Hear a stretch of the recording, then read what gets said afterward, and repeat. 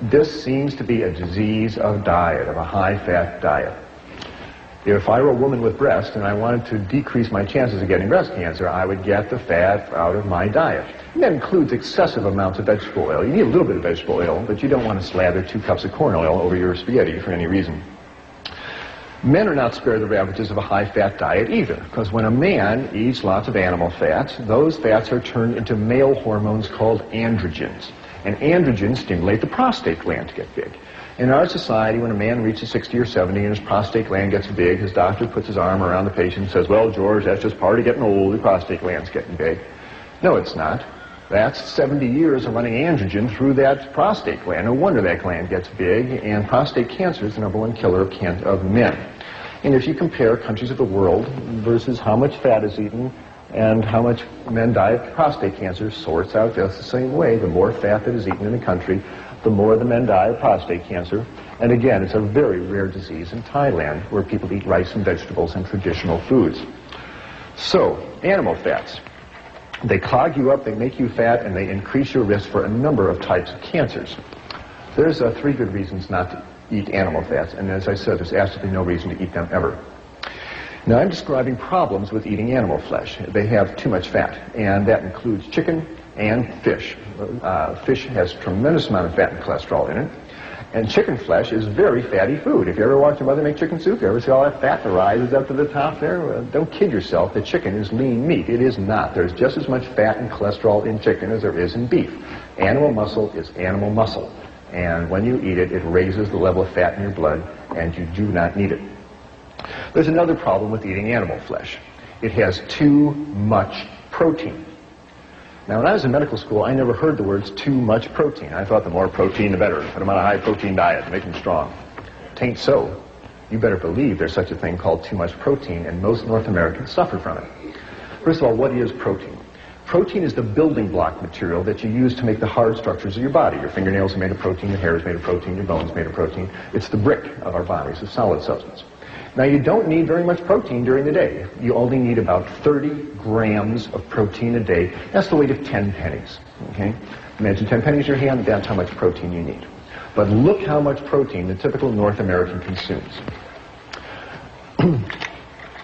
On a typical North American eating day, a typical American who has bacon and eggs for breakfast and a glass of milk, who has a cheeseburger and milkshake lunch, and has a beefsteak dinner with a glass of milk and some ice cream for dessert, is clipping along at 150 grams of protein. That is a 5-day supply of protein. That is too much protein. Why? Because your body can't store protein. You can store fat, you can store carbohydrates, you can't store protein. So what happens? Well, your liver starts breaking down that protein, and as it metabolizes it, it releases all sorts of toxic nitrogen-containing wastes like urea and ammonia and amino acid fragments.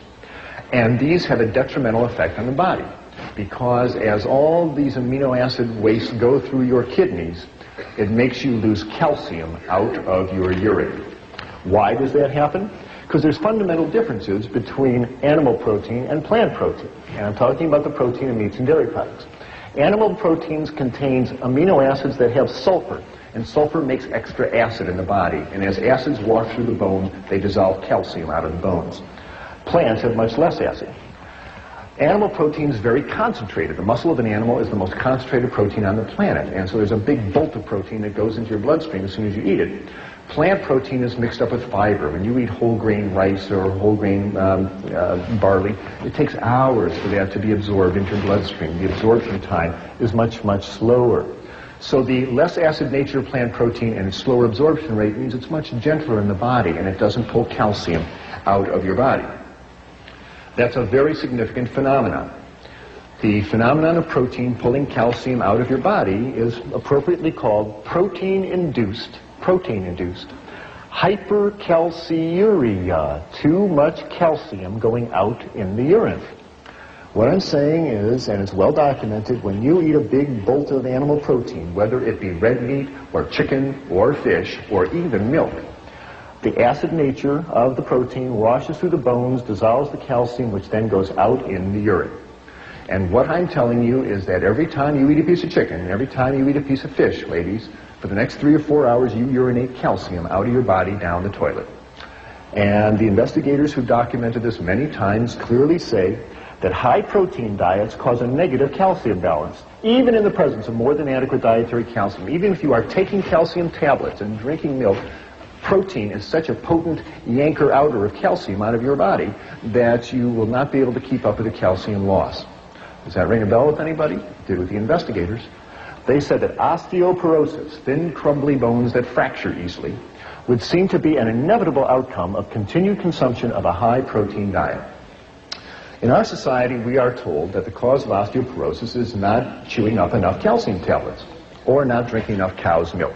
And you're really told to believe this. There's a lot of medical evidence that says this just is not so. And this was clearly shown, I feel, in a study that was released by Cornell University recently, done by Dr. Colin Campbell, where they investigated thousands of people in the Republic of China. And they found that in this country, essentially osteoporosis is unheard of. They don't get osteoporosis. And women make it into their 80s, having nursed 5 children, and they have nice, strong bones. And yet here is a country that consumes essentially no dairy products. The milk isn't available, the cows aren't available, the refrigeration isn't available. They get all their calcium out of grains and greens and fruits and vegetables, and they don't get osteoporosis because they are eating grains and vegetables, and it doesn't make them urinate out their calcium. But it's been clearly shown as the Chinese folks move to the cities, get more affluent, and start eating more meat in their diet, they start losing calcium, and then the osteoporosis appears. It's really becoming apparent that osteoporosis seems to be not so much a disease of calcium deficiency, it's a disease of protein excess. You see osteoporosis in the countries that consume the most protein. In the United States, in Scandinavia, in Europe, and in Australia. That's where you see osteoporosis. You don't see it in China, you don't see it in rural South America, you don't see it in rural Asia, where people are eating grains and vegetables. And I'll tell you, dairy products are no protection against osteoporosis because the Americans and the Canadians and the Scandinavians are the people who drink more milk and eat more cheese than anybody else on planet Earth, and they have the worst osteoporosis on the planet. And if dairy products protected you from osteoporosis, you wouldn't see it in North America. And you see just the opposite. Because there's so much protein in dairy products that it actually puts you in negative calcium balance, makes you urinate out your calcium. And Dr. Recker's study clearly showed this. They gave women 3 8-ounce glasses of milk a day for a year, and they were still in negative calcium balance because there's so much protein in milk. Don't rely on dairy products for your calcium.